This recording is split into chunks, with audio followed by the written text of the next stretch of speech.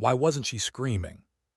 The SEALs would remember that detail for the rest of their lives, because when the door to the basement finally burst inward and their lights cut through the dark, every man expected chaos, pain, pleading, something human. But the woman on the floor did none of those things. She lay against the cold concrete wall of a shattered house in Fallujah, knees pulled slightly toward her chest. Her uniform was torn and darkened with blood. Dust clung to her skin. A strip of black cloth had been wrapped tightly around her thigh in a makeshift bandage, so precise it looked almost professional. Her face was pale, her lips cracked from dehydration. And yet her eyes were open, sharp, aware. For a moment no one spoke. Then the woman inhaled slowly, like someone finishing a calculation. Her voice came out low, rough, controlled. Left flank 2 shooters, east wall, 12 o'clock. The first SEAL through the doorway froze. She hadn't asked for help. She hadn't begged. She had delivered a tactical report. Petty Officer Tessa Vance had been stabbed 14 times and left in that basement for 51 hours. And the first thing she did when she saw rescuers was warn them. But the story didn't begin in that basement.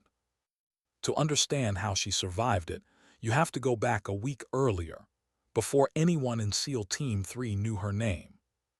Before Fallujah nearly killed her. Before she broke a promise she had kept for 11 years. Fallujah in November of 2004 wasn't a city anymore. It had once held hundreds of thousands of people, families, teachers, shopkeepers, children walking to school through narrow streets that smelled of bread and dust. Now it was something else. An empty grid of danger. The Marines moving through the city during Operation Phantom Fury described it the same way. Every door was a decision. Every window could be a rifle. Every pile of rubble could hide a bomb waiting for a careless boot. Insurgents had months to prepare. Roads were mined. Buildings were wired. Walls had holes knocked through them so fighters could move between houses without ever touching the street.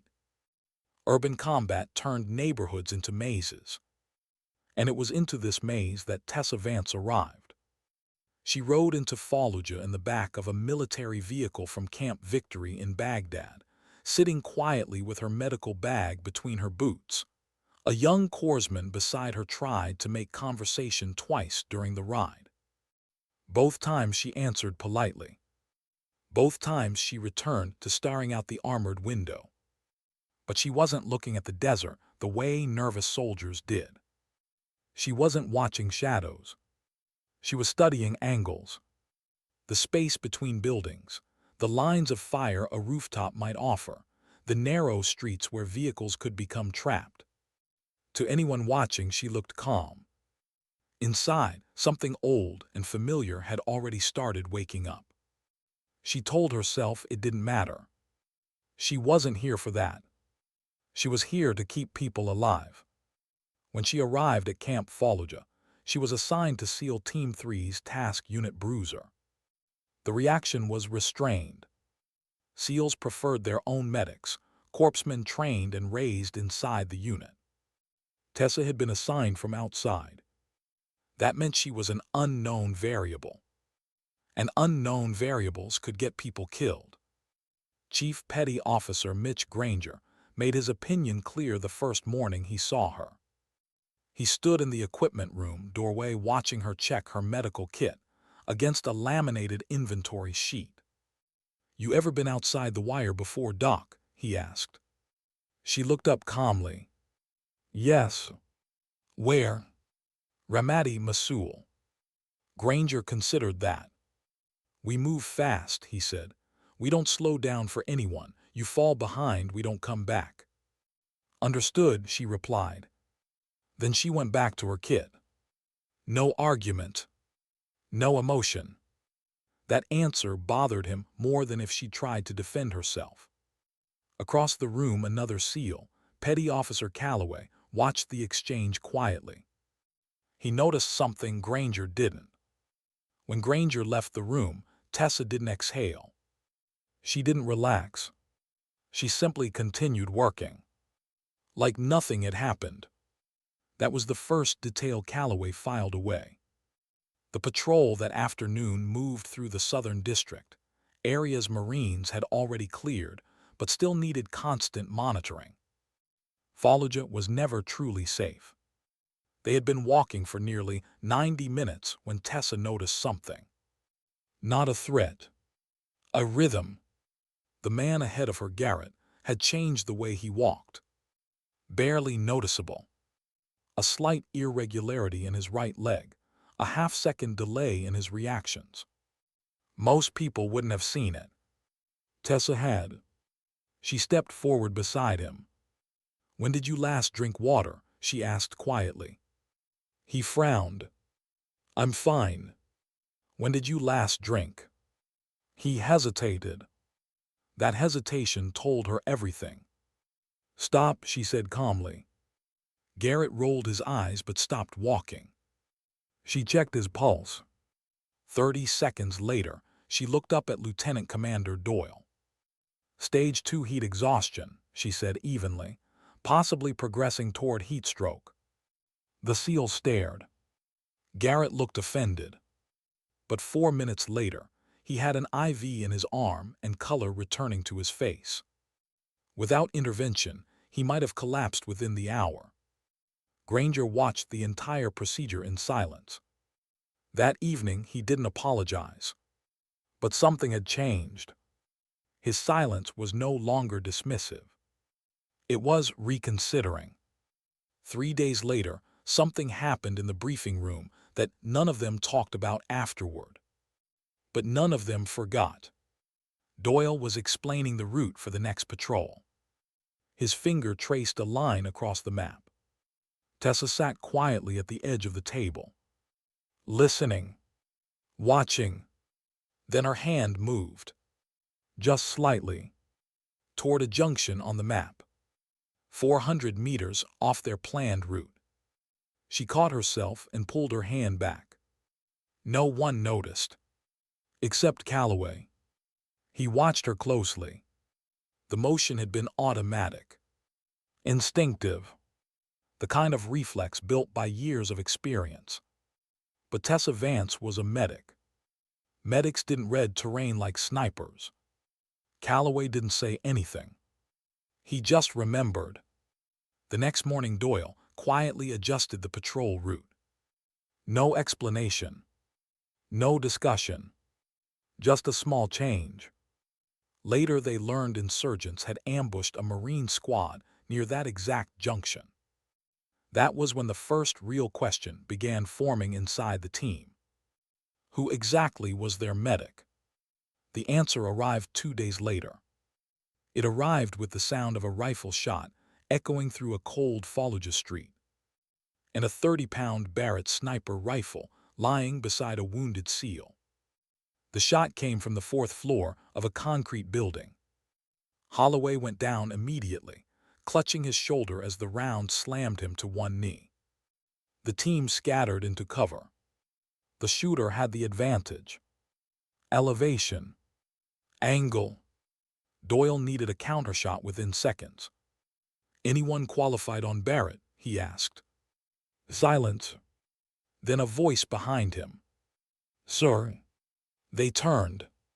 Tessa Vance was already moving toward the rifle. Granger stared at her. "You're not serious." But Doyle looked at her eyes. They weren't uncertain. They weren't hopeful. They were calculating. "Do it," he said. The Barrett M82A1 was enormous, nearly 30 pounds of steel designed to stop vehicles and penetrate walls. Tessa dropped behind it and leveled the bipod into broken concrete. Her hands moved with quiet familiarity. She hadn't touched a rifle like this in 2 years. But muscle memory doesn't forget. Her father had taught her that. Distance, 680 meters. Wind right to left. Elevation slightly above. She exhaled slowly.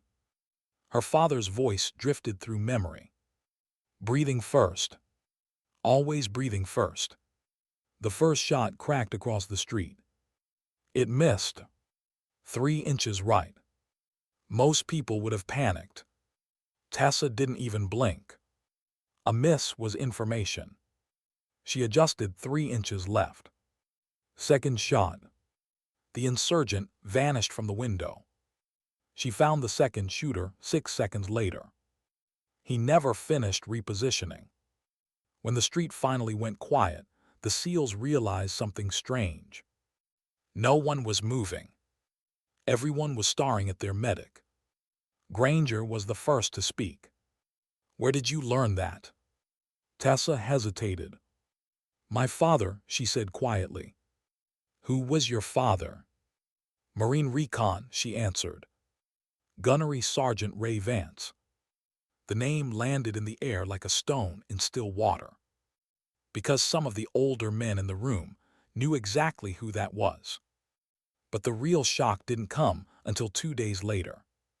When Tessa followed a trail of instinct into a basement she was never meant to find, and met a man named Samir. The basement was full of American weapons. M4 rifles, saw machine guns, sniper rifles, radios, military equipment that should never have been there. She photographed everything carefully. Serial numbers, crates, radio cases, proof. That's when she heard footsteps above. Samir appeared beside her like a shadow. "They are coming," he whispered. "They cannot find you here." He worked quickly, transferring data onto a small USB drive. 18 months of intelligence. Names, locations, evidence of stolen U.S. weapons feeding insurgent networks. Then he looked at her. "They will search you," he said. "And they must believe you are not a threat." He held a knife. Tessa understood instantly. "How many?" he asked quietly. She calculated. 14, she said. Enough to believe. What happened next lasted 4 minutes. When it was over, she lay bleeding on the basement floor. The USB drive hidden beneath her bandaged thigh. Samir disappeared. The men above never found the evidence. For 51 hours, she stayed alive alone in that darkness. Counting breaths. Counting heartbeats. Holding onto consciousness the way drowning people hold onto air.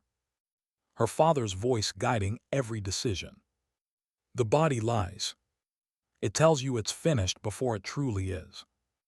Don't believe it. She didn't. And eventually the SEALs came. They kicked open the door. Found her on the floor. Barely alive. And the first thing she did was warn them. Because sometimes strength isn't loud. Sometimes it isn't dramatic. Sometimes it looks like a quiet woman lying on a basement floor, refusing to die. And sometimes the bravest thing a person can do is simply endure long enough for the truth to survive with them. Because courage doesn't always roar. Sometimes it just whispers. Not yet. What kind of person survives 14 stab wounds and still chooses silence? That was the question circling inside Lieutenant Commander Doyle's mind long after they carried Tessa Vance out of that basement. Because something about it didn't fit the normal shape of survival. People rescued from places like that usually collapsed into relief, shock, tears, words spilling out faster than anyone could write them down. Tessa Vance did none of those things. She spoke only when necessary. Precise short answers, no drama. Even while the medevac helicopter roared overhead and the SEALs loaded her onto the stretcher, her eyes stayed open, tracking the movement of the alley like a soldier still on patrol. It unsettled them.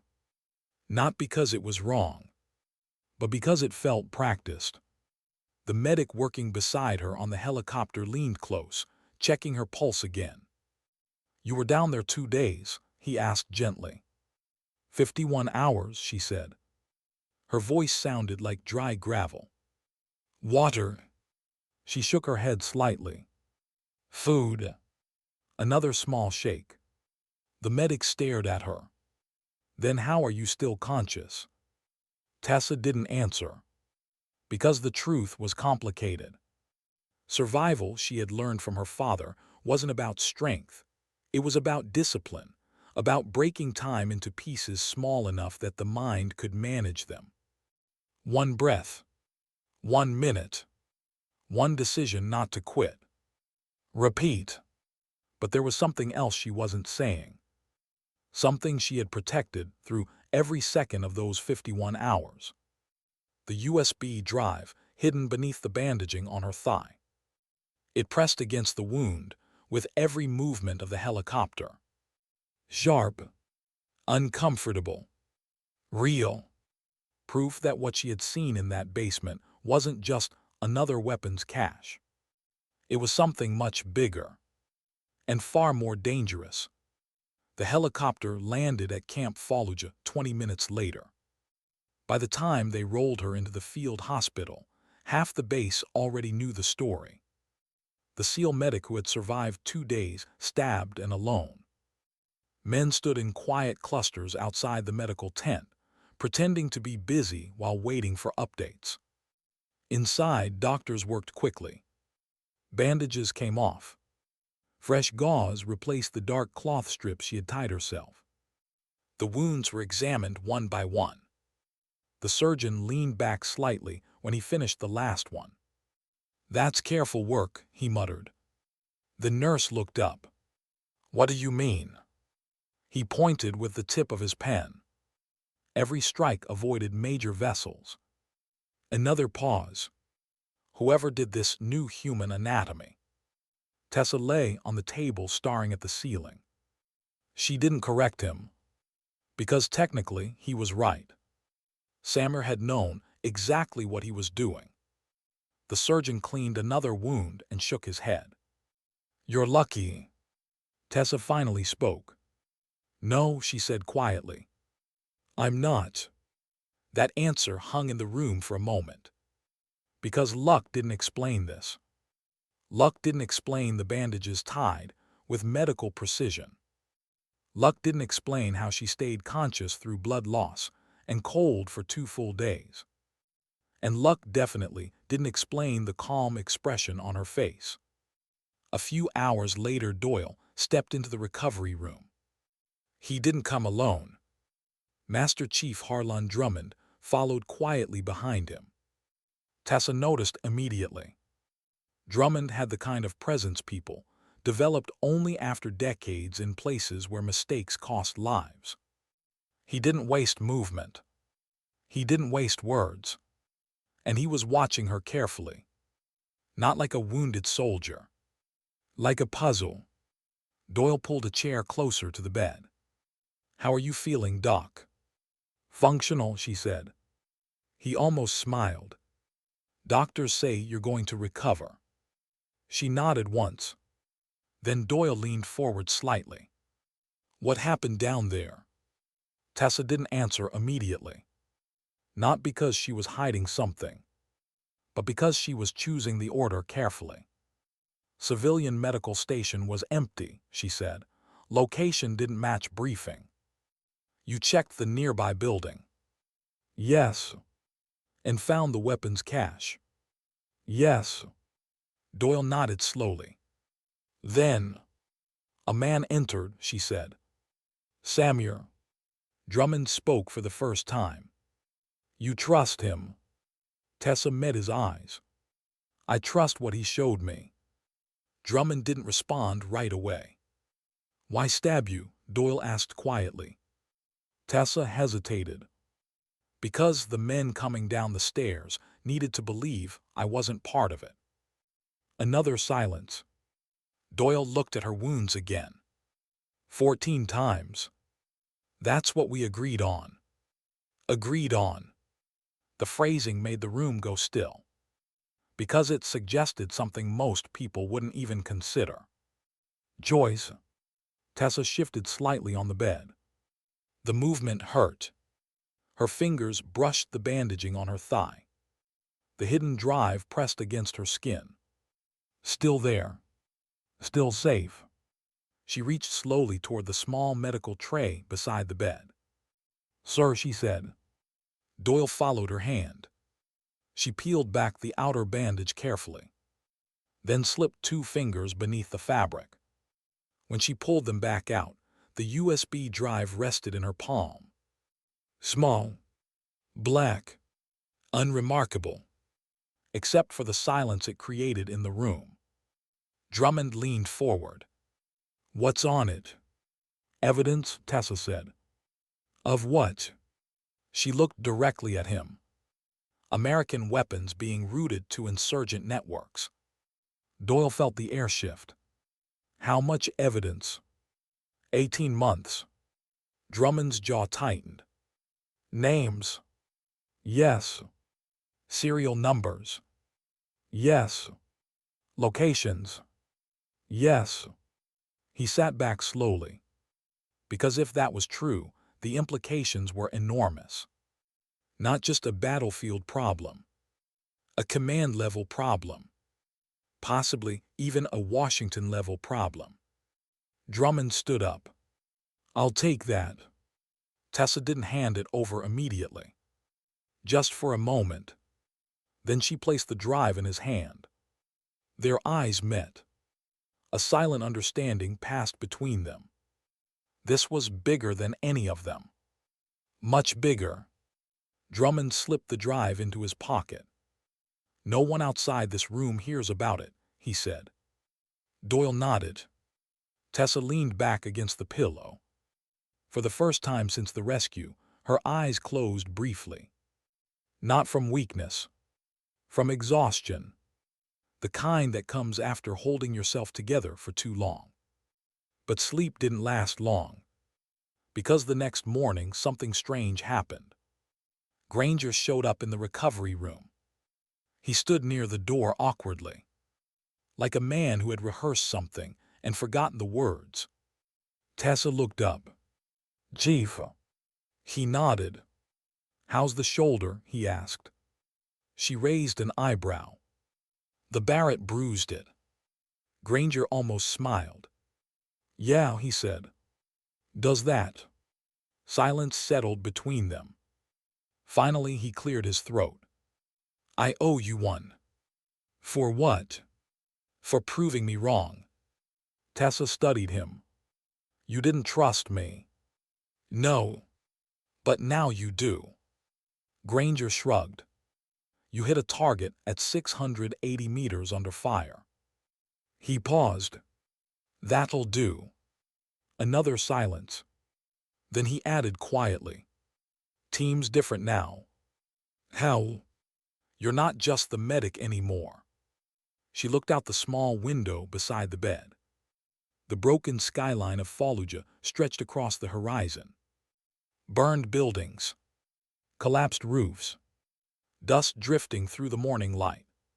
She had come here to save lives. That had been the promise. But promises have a way of bending when reality arrives. Granger started toward the door. Then stopped. "One more thing," he said.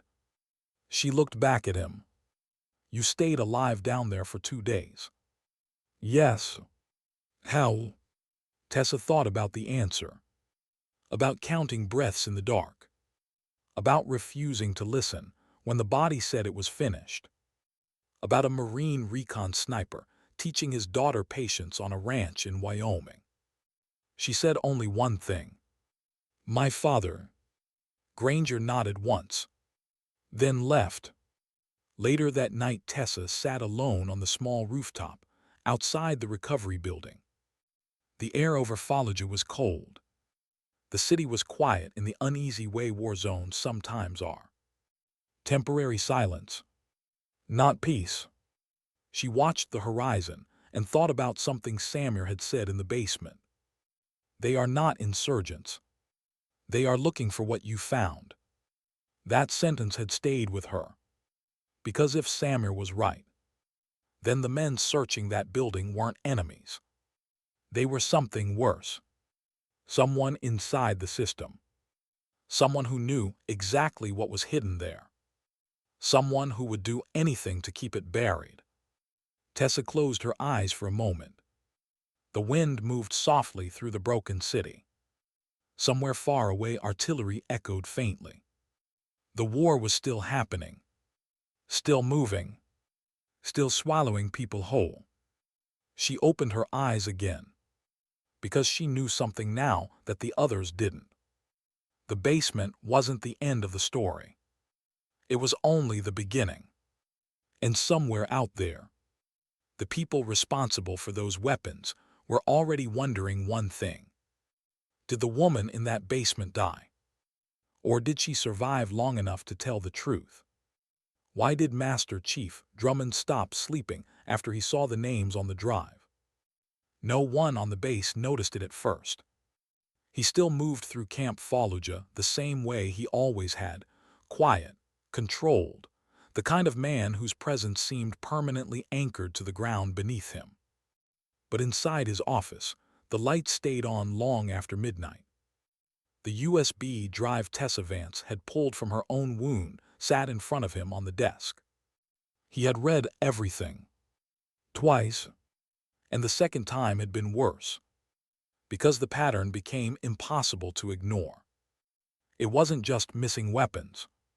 Soldiers died in combat, equipment disappeared, war was messy, records sometimes failed to keep up with reality. But this was different. This was organized. Serial numbers from rifles reported lost in IED blasts, showing up months later in insurgent ambushes. Machine guns logged as destroyed in firefights, reappearing in enemy supply caches across the city. And every trail, every single one, passed through the same small cluster of logistics routes. Routes that moved through Fallujah. Routes signed off by the same administrative offices. Drummond leaned back slowly in his chair. The desert wind rattled lightly against the window. Someone inside the American system was feeding weapons to the enemy. Not carelessly, deliberately. And the man who had documented it for 18 months was an Iraqi doctor named Samir. Drummond looked at the last file again.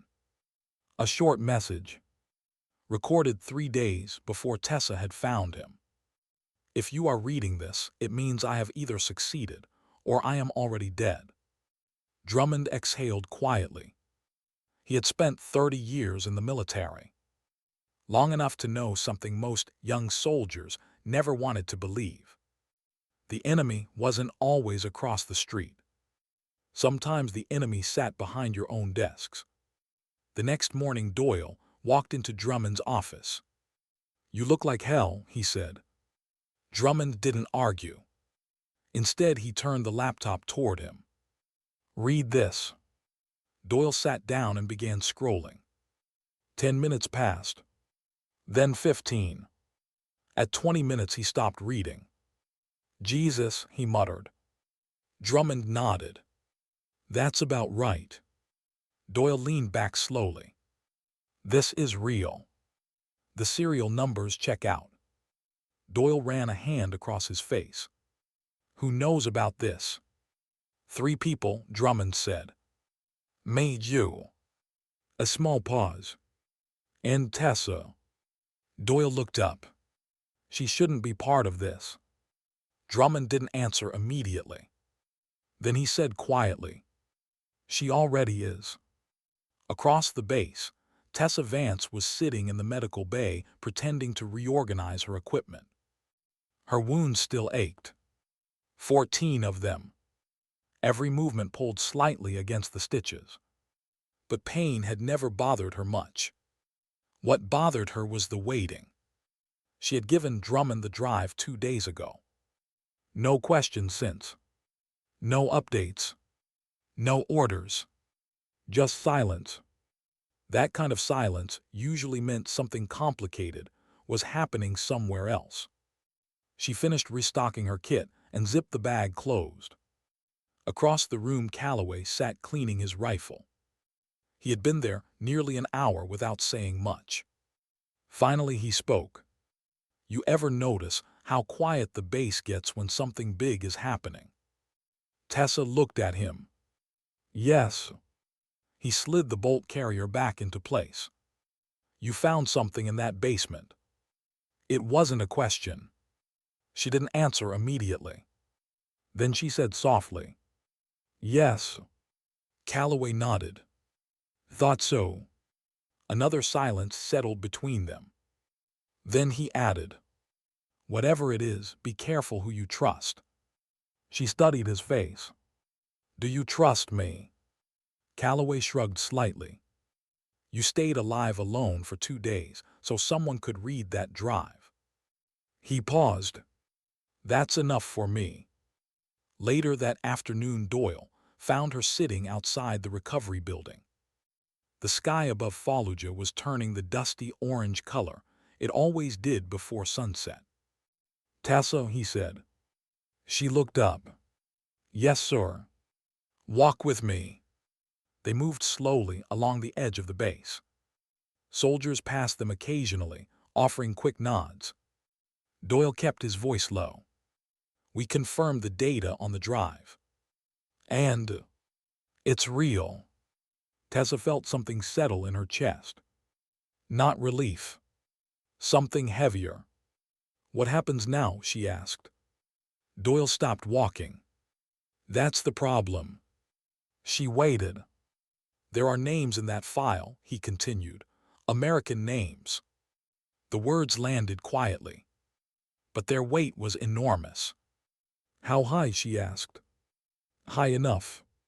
The wind moved, dust across the road between them. For a moment neither spoke. Then Doyle asked something that had been sitting in his mind since the rescue. Why did Samir trust you? Tessa looked out toward the ruined skyline of the city. I don't think he trusted me. Then why give you the drive? Because I showed up. Doyle frowned slightly. What do you mean? She thought about the man in the basement. The exhaustion in his eyes. The calm certainty with which he had decided what needed to happen. He had been waiting for someone to come, she said quietly. No one did. Another pause. So when I walked in, she shrugged slightly. I was the only option left. Doyle studied her carefully. You almost died for that drive. Yes. Why? Tessa didn't answer immediately. Because the real answer wasn't simple. It had something to do with a man who had taught her how to read terrain and breathe through a rifle scope. A man who had died believing some things were worth more than safety. Finally she said, because if he was right, people were dying because of it. Doyle nodded slowly. That answer made sense. Too much sense. They stood in silence for a while. Then Doyle spoke again. We're going back into the Queen's district tomorrow. Her eyes shifted back to him. Why? There's another building Samir mentioned in his files. A second cache. Maybe. Lord. Doyle's expression hardened. Or someone trying to erase evidence. Tessa felt the familiar quiet focus settling into her mind again. The same calm that arrived before difficult things. I'm coming with you, she said. Doyle shook his head. You're still recovering. I can walk. That's not the issue. She looked directly at him. I know what to look for. Another pause. Doyle studied her for a long moment. Then sighed. Granger not going to like this. Granger doesn't have to. That actually made Doyle smile slightly. Fair point. That night the team gathered in the briefing room again. Maps spread across the table. Routes marked in grease pencil. Tessa sat at the edge of the room quietly listening. Granger leaned against the wall with his arms crossed. He looked at Doyle. You're bringing her? Yes. Granger looked at Tessa. Then at the map. Then back at Doyle. She's still bleeding through half those stitches. I'm aware. Another silence. Finally Granger nodded once. Then she walks in the middle of the formation. It wasn't approval, but it was the closest thing he would give. Across the room Calloway caught Tessa's eye briefly. A small nod. Simple, but meaningful. The mission began at 300.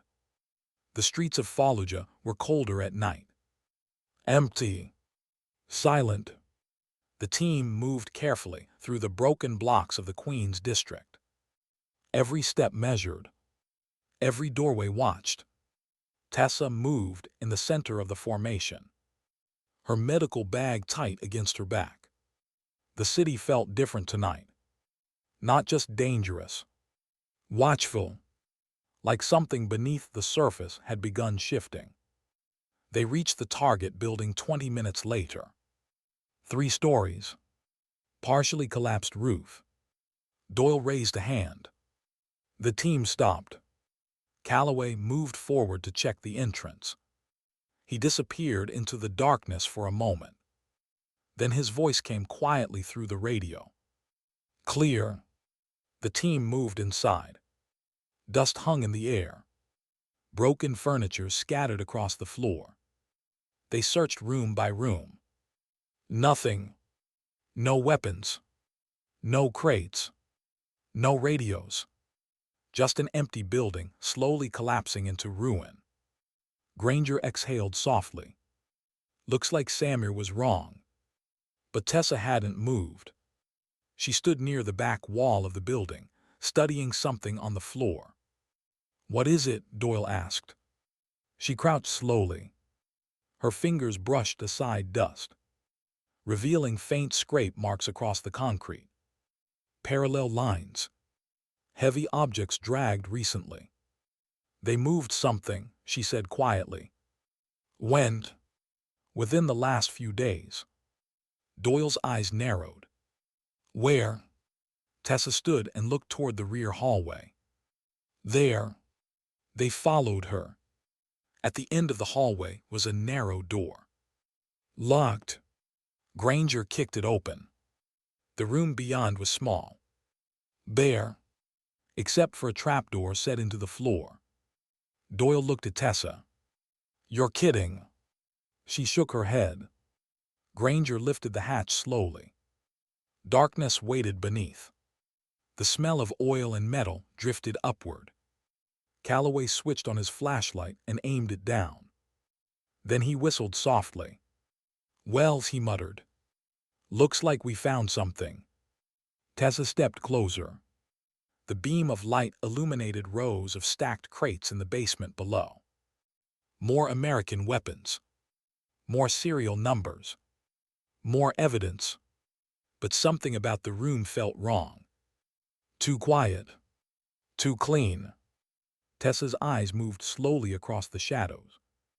Then she noticed something else. A thin wire stretched across the floor near the bottom of the stairs. Her voice cut through the room instantly. Don't move. Every seal froze. Granger followed her gaze. Then swore under his breath. Tripwire. Connected to a small device hidden behind the crates. An explosive. Not large, but powerful enough to collapse the entire basement and destroy every piece of evidence inside it. Doyle looked at the trap, then at Tessa. They expected someone to find this. She nodded slowly. Yes. He felt a cold realization forming, which meant the people responsible for the weapons already knew someone was looking. And somewhere out there, they were already planning their next move. Why would someone booby-trap their own evidence, unless they were already watching who might find it? The thin wire stretched across the basement floor looked almost harmless in the flashlight beam. But every man in that room knew better. Tripwires in Fallujah were rarely subtle. They didn't need to be. The goal wasn't elegance, it was destruction. Granger crouched slowly near the open hatch, careful not to shift his weight. "Pressure switch or pull?" he asked quietly. Calloway leaned farther down the ladder with his light. "Looks like pull," he said. "Wire tied to a fragmentation pack behind the crates." Doyle exhaled through his teeth. "If someone comes down those stairs and trips it." "The basement collapses," Granger finished. "And every serial number in there disappears." Silence filled the room, because that told them something important. Whoever had hidden those weapons wasn't worried about insurgents stealing them. They were worried about someone discovering them. Doyle looked down again at the stacked crates below. Rows of American military equipment sat in the dim basement like ghosts of a system that had gone very wrong. "Can you disarm it?" he asked. Granger studied the wire. "Probably." A pause. "Probably," Doyle said. Granger shrugged slightly. "If they set it properly, there's a second trigger somewhere." Tessa stepped closer. Her shoulder ached with every movement, but she ignored it. "What kind of explosive?" she asked. Calloway angled the flashlight again. "Looks like C4. "How much?" "Enough." That answer was typical SEAL shorthand. "Enough meant you won't like what happens next." Granger shifted carefully onto one knee. "Everyone else step back," he said. The team moved out of the hallway slowly, leaving him alone at the trapdoor. Tessa stayed where she was. Granger glanced back at her. "You too, Doc." "I'll stay," she said. He frowned. "You planning to catch me if I blow up?" She shook her head slightly. "I want to watch." Granger studied her for a moment, then nodded once. "Fair enough." He turned back to the wire. His fingers moved slowly through the dim light, tracing the line from the tripwire to the detonator pack hidden behind the crates. Years of training lived in those movements. Steady, patient, nothing rushed. Finally he exhaled quietly. "Yeah," he muttered. "What?" Doyle asked from down the hallway. "Secondary trigger." Everyone stiffened. Granger pointed with a finger. "Pressure plate under the second crate stack." Tessa leaned forward slightly. "That means if the wire is cut." "Boom," Granger finished calmly. Doyle rubbed his forehead. "So either we trip the wire, or we lift the crate and trigger the plate," Calloway said. Another long silence settled over the room. The trap had been built by someone who knew exactly how professionals worked. Someone who expected careful people. Someone who understood military bomb disposal. Which meant the trap wasn't meant for insurgents. It was meant for Americans. Granger sat back slightly on his heel. "Cute," he said. Doyle crossed his arms. "Options." Granger thought for a moment. "Two." "Let's hear them." "One," he said, "we blow the whole basement now and walk away." That answer hung in the air. "Meaning we lose the evidence," Doyle said. "Yep." "And option two." Granger looked down at the wire again. "I bypass both triggers." "How long?" 20 minutes. "And the risk?" Granger smiled faintly. "You don't want that percentage." Doyle looked at Tessa. She was studying the trap quietly, her mind moving through the problem, the way it moved through medical complications. Layer by layer. "Sir," she said finally. Doyle turned. "Yes. If someone built this trap, they expected someone like us." "Meaning?" "They wanted the weapons destroyed." "That's obvious." She shook her head. "No." Her finger pointed toward the crates below. "They wanted the weapons destroyed after they were discovered." Granger paused his work. "That's a weird distinction." "Not if they're watching." The room went still. Calloway looked toward the windows of the ruined building. You think someone's out there. I don't know, Tessa said. But this trap wasn't built to stop discovery. She looked back at Doyle. It was built to erase proof. Doyle felt a cold ripple of understanding. If the people behind this operation had eyes on the building, then the moment they realized the SEAL team had found the cache, they might already be reacting. He turned toward the hallway. Calloway. Yeah. Check the roof. Calloway moved instantly. A few seconds later, his voice came through the radio. Roof clear. Doyle nodded. Then he looked back down at Granger. How close are you? Granger was carefully sliding a small metal clamp over the wire. 5 minutes, he said. Tessa leaned against the wall slowly. Her body reminded her again that 14 stab wounds were not a minor inconvenience.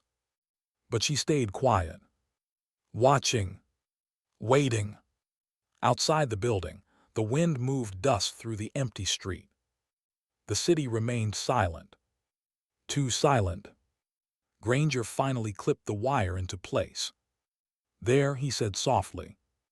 The line sagged harmlessly. Tripwire disabled. He reached carefully toward the crate stack, sliding a thin wedge beneath the pressure plate. His hand stopped for 1 second. Then he gently lifted the crate. Nothing happened. A breath released across the room. Granger leaned back. Plates neutralized. Doyle stepped forward. You're sure? Granger gave a small nod. Go ahead. Doyle descended the ladder first. The basement air smelled like metal, oil, and dust. Calloway followed with the flashlight. Crates stacked 3 rows deep filled the room. American markings still visible on many of them. Granger came down last. Tessa waited at the top of the stairs. Doyle looked up at her. You coming? She nodded and climbed down slowly. The wounds in her side protested sharply. But she ignored it. Calloway opened the first crate. Inside were brand new M4 rifles, still wrapped in protective plastic. Serial numbers clearly stamped. Jesus, he whispered. Granger opened another crate. M249 saw machine guns. A third. Boxes of 5.56 ammunition.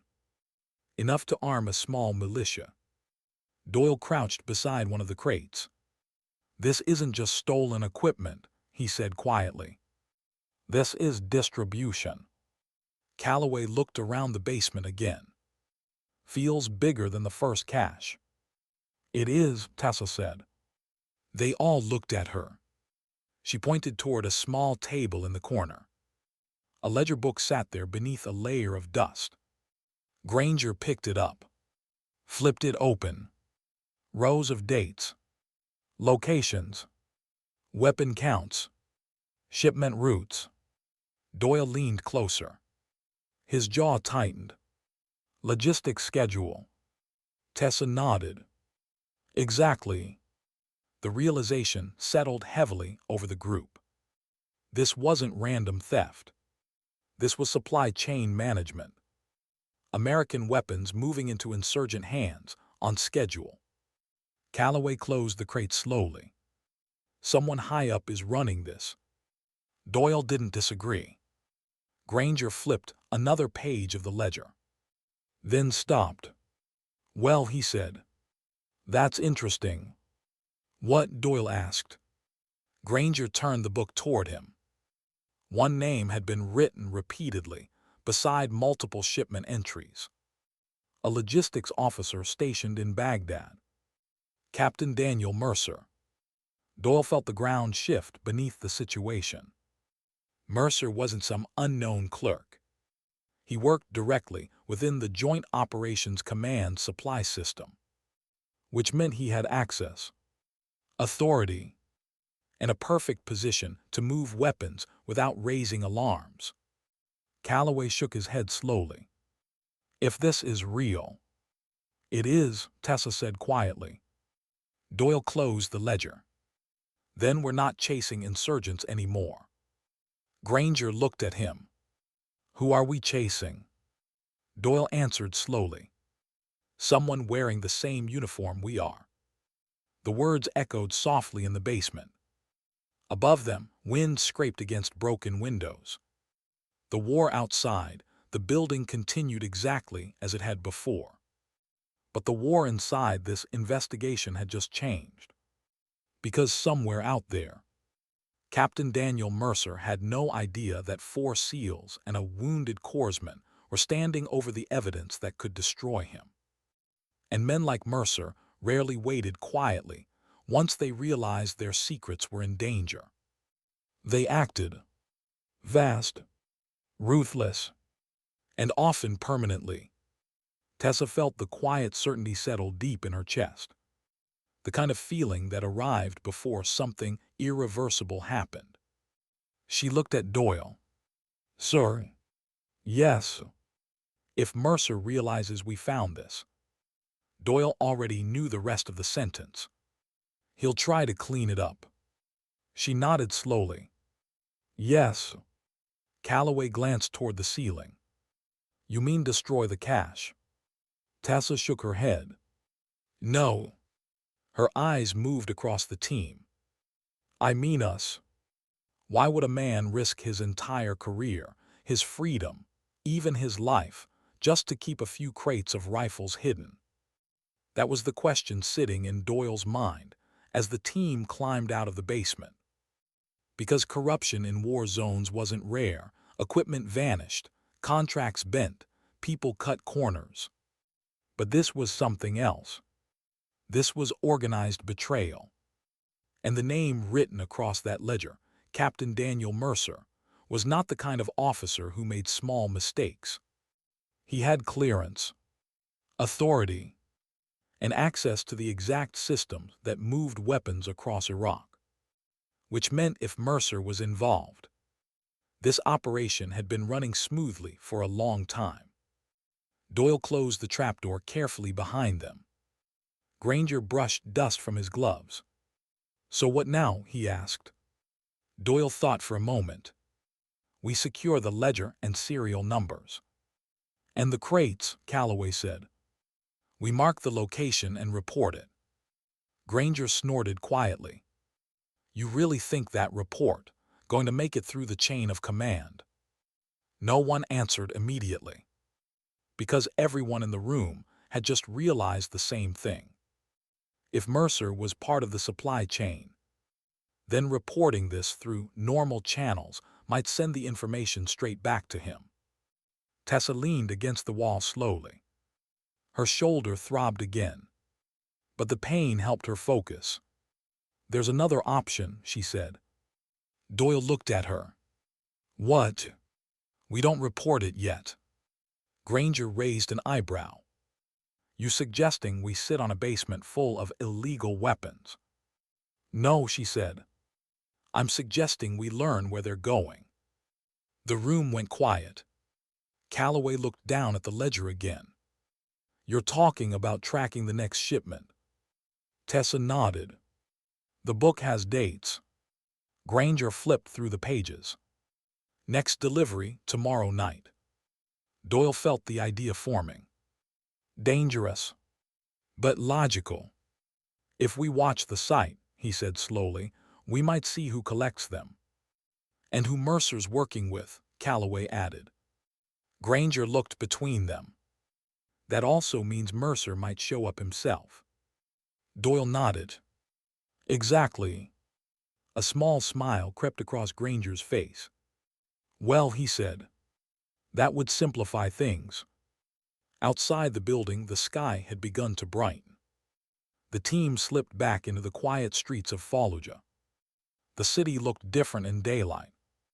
Broken walls, collapsed roofs, dust covering everything like an old memory. But beneath that quiet surface, something had shifted. They were no longer just soldiers moving through enemy territory. Now they were witnesses. Witnesses to something that powerful people would not want exposed. Back at Camp Fallujah, Drummond was waiting.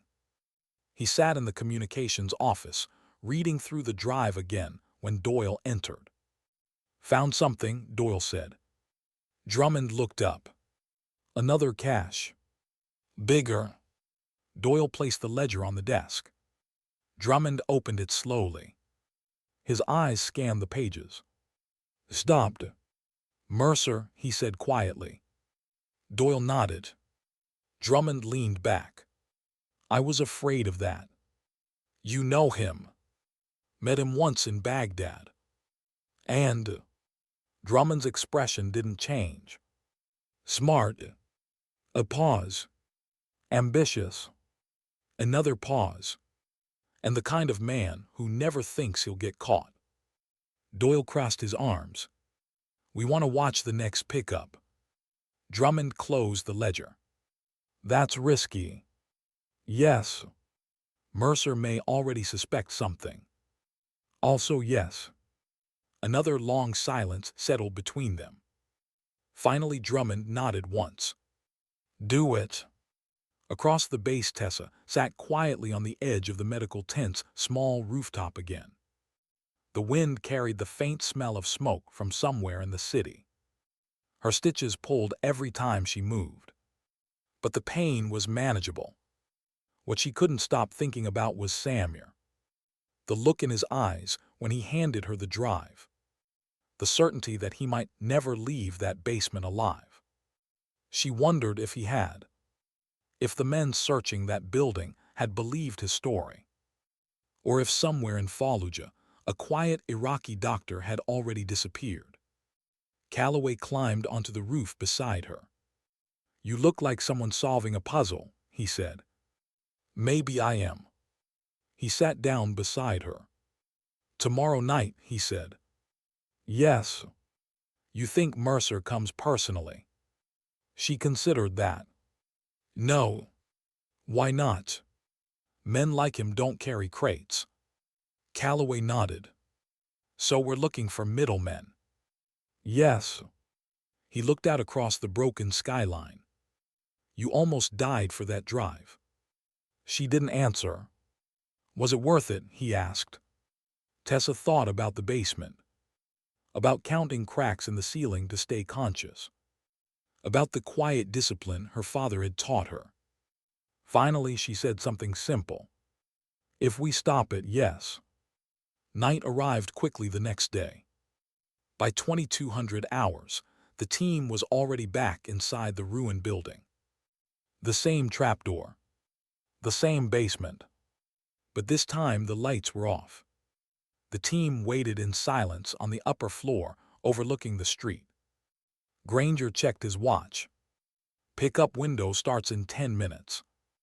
Doyle watched the road through night vision. The city felt tense tonight. Like something was holding its breath. Minutes passed slowly. Then headlights appeared at the far end of the street. A black truck rolled quietly toward the building. No military markings. No headlights once it reached the corner. Just shadows. The truck stopped outside. 3 men stepped out. None wore uniforms. But their movements were disciplined. Organized. They entered the building quickly. Granger whispered, "Professional." Tessa watched them through the cracked doorway. Not insurgents. The men moved straight toward the hallway. Toward the trapdoor. Like they had been there before. Doyle's voice came softly through the radio. "Hold." The first man opened the trapdoor. A flashlight beam cut into the basement.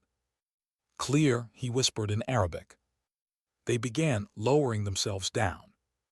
One by one. Calloway leaned closer to the doorway. 3 targets confirmed. Granger checked his rifle. "Your call, sir." Doyle waited. Something felt wrong. Too easy. Too clean. Then another set of headlights appeared at the far end of the street. Everyone froze.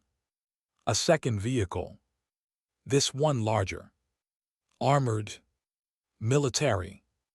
The vehicle stopped 20 meters away. The driver's door opened. A man stepped out wearing a U.S. officer's uniform. Even in the dim streetlight, Doyle recognized the shape immediately. Captain Daniel Mercer. Granger whispered under his breath. "Well, there's your answer." Mercer walked toward the building calmly, like a man visiting property he already owned. Inside the building, the three men in the basement began opening crates. Weapons glinted in the flashlight beam. Mercer stepped through the doorway and stopped because something in the air felt different. Wrong. His eyes scanned the dark room slowly. Tessa saw it immediately. The instinct of a man who had survived by trusting suspicion. Mercer's hand drifted slowly toward the pistol on his hip. "Sir," Calloway whispered. "He knows." Doyle felt the moment tipping toward something irreversible. Outside, the truck engine started again. Inside, the basement crates were already being moved. Mercer looked directly toward the dark hallway where the SEAL team waited. His voice came out sharp. "Who's in there?" The war had just changed again. Because once Mercer realized the truth, there would be no quiet solution. No paperwork. No investigations. Only one simple decision left. And men like Mercer had already proven they knew exactly how to solve problems. By making them disappear. Why did Captain Daniel Mercer stop walking the moment he stepped inside the building? Because something felt wrong. Not obvious, not loud. Just a small shift in the air that experienced soldiers learned to notice. Rooms that were supposed to be empty had a certain stillness, a kind of hollow quiet. This room didn't have that. Mercer's eyes moved slowly through the darkness. The hallway ahead was shadowed, but something about the silence behind those shadows felt occupied. His hand drifted closer to the pistol on his hip. "Who's in there?" he called. His voice echoed softly against the cracked walls. Upstairs, Doyle felt the moment snap tight like a wire under tension. Mercer knew. Maybe not everything, but enough. Down in the basement, the three men had already begun pulling rifles from the crates. Metal clinked quietly against metal. They hadn't heard Mercer's question yet. Granger leaned close to Doyle.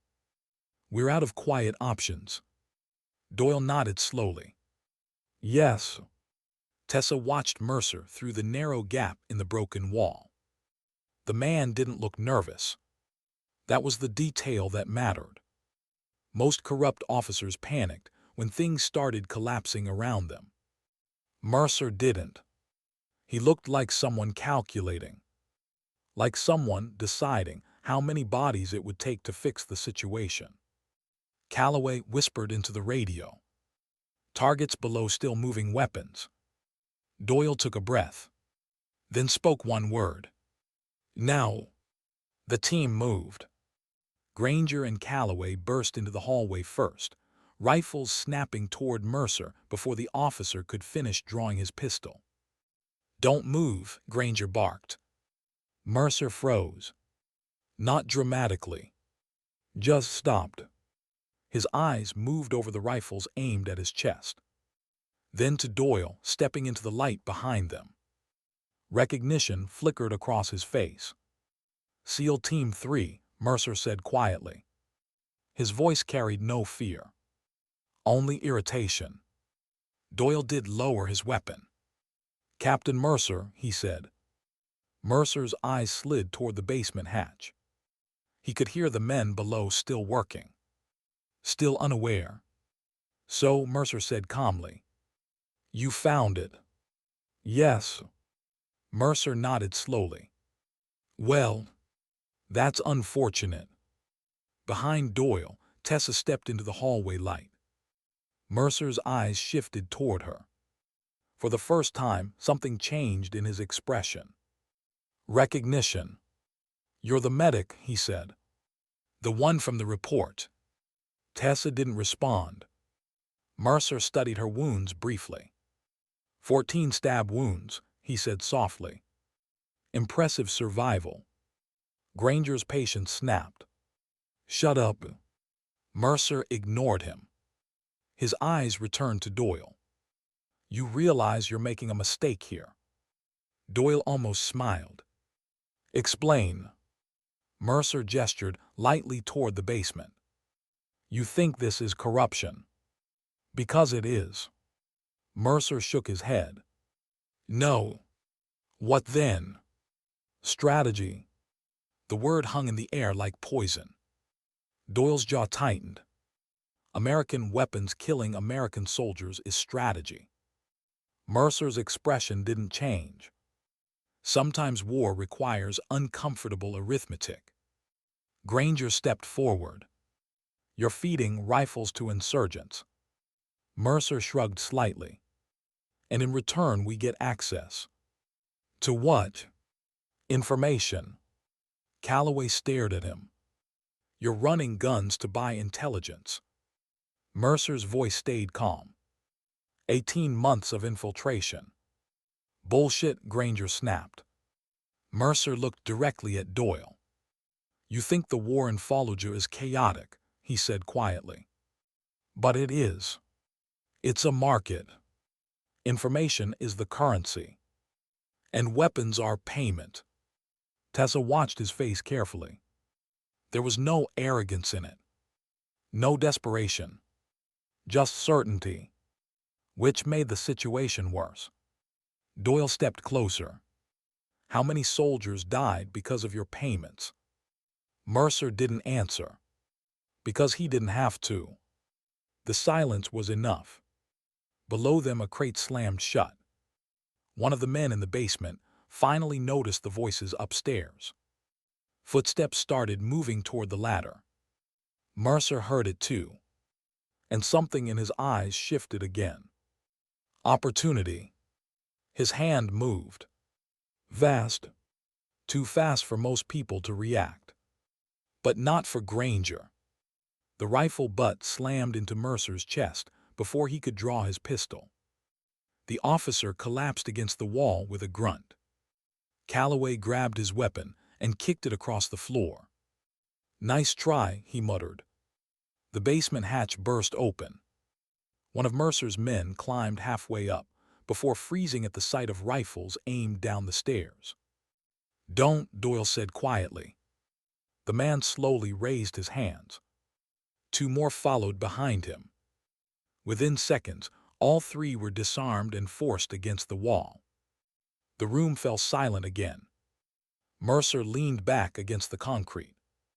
His breathing was heavier now, but his eyes still burned with the same cold certainty. You think you've stopped something, he said. Doyle didn't respond. Mercer laughed softly. War doesn't work like that. Granger zip-tied Mercer's wrists. You'll get plenty of time to explain your strategy to a court-martial. Mercer shook his head. No. Calloway frowned. No. Mercer looked directly at Tessa. You think this ends with me? Tessa met his gaze. Yes. Mercer smiled faintly. That's optimistic. Doyle grabbed Mercer by the collar and pushed him toward the door. Move. Outside, the night air had grown colder. The truck still idled quietly near the curb. The team marched Mercer and the 3 men into the street. Back at the base, Drummond would handle the rest. Interrogations. Evidence. Chain of command. But as they reached the vehicle, Mercer stopped walking. Granger shoved him forward. Keep moving. Mercer looked over his shoulder at Tessa one last time. You know the real problem with truth, he said quietly. No, she replied. No one wants it once they see what it costs. Doyle shoved him into the truck. The doors slammed shut. The engine started. As the vehicle rolled away toward Camp Fallujah, silence settled over the street again. The mission was over. The weapons were secured. The man responsible was in custody. And yet something about the moment didn't feel like victory. Tessa stood still for a long moment watching the truck disappear. Calloway noticed. "You all right?" She nodded slowly. "Yes." But her eyes remained on the empty road. Because Mercer had been wrong about many things. But not about one. Truth had a cost. Samir had known that. He had paid for it with blood. She had paid for it with 14 wounds and 51 hours alone in a basement. And before this was over, many more people would pay for it too. Doyle walked back toward the ruined building. "Let's finish documenting the cache," he said. The team followed. Tessa lingered one moment longer in the cold Fallujah night, thinking about her father, about promises made when she was 16, about the moment she had broken that promise behind a Barrett rifle 2 weeks ago. For 11 years, she had tried to live quietly, to save lives instead of taking them. But war had a way of pulling old parts of a person back to the surface. Parts trained long before they had a choice. She turned and walked back toward the building. Because sometimes strength isn't loud. It doesn't shout. It doesn't celebrate. Sometimes strength looks like a wounded medic standing in a broken city, refusing to look away from the truth. And sometimes dignity doesn't speak at all. It simply acts.